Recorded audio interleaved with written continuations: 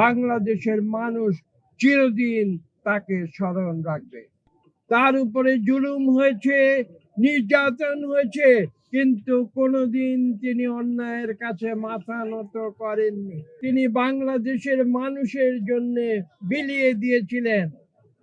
আপনারা জানেন 1982 সালে শহীদ প্রেসিডেন্ট জিয়া রহমানের তিরোধানের পরে রাজপথে নেমে এসেছিলেন দেশনেত্রী বেগম খালেদা জিয়া গণতন্ত্রের সৈনিক হিসেবে। তিনি রাজপথে ছিলেন, তিনি সম্মুখের দরজা দিয়ে রাজনীতিতে প্রবেশ করেছিলেন। তিনি অন্যায়ের সঙ্গে কোনোদিন আপোষ করেননি, তাই নীতির প্রশ্নে তিনি ছিলেন আপোষহীন। তার উপরে জুলুম হয়েছে, নির্যাতন হয়েছে, কিন্তু কোনোদিন তিনি অন্যায়ের কাছে মাথা নত করেননি, কোনোদিন আপোষ করেননি। তিনি যুদ্ধ করেছেন, তিনি রাজপথে যুদ্ধ করেছেন।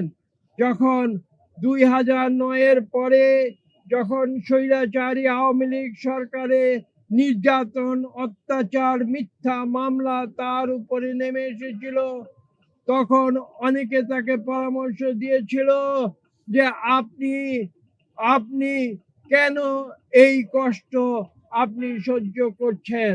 তিনি বলেছিলেন যে আমি ন্যায়ের জন্য, আমি সত্যের জন্য আমি যুদ্ধ করছি, আমি সংগ্রাম করছি বাংলাদেশের মানুষের জন্য, আমি সংগ্রাম করছি বাংলাদেশে গণতন্ত্র পুনঃপ্রতিষ্ঠার জন্য।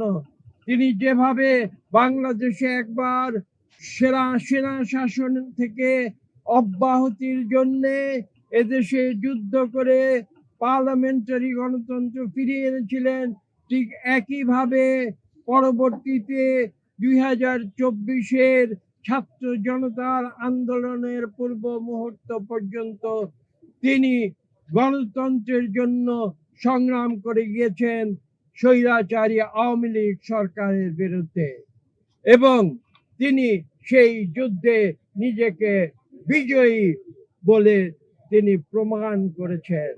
আজকে আমি যে কথা বলেছি, তিনবারের প্রধানমন্ত্রী বাংলাদেশের, প্রথম নারী প্রধানমন্ত্রী বাংলাদেশের নারী শিক্ষার জন্য যিনি সবার আগে কথা বলেছিলেন, সেই দেশনেত্রী বেগম খালেদা জিয়া আজকে পৃথিবী থেকে বিদায় নিয়েছেন।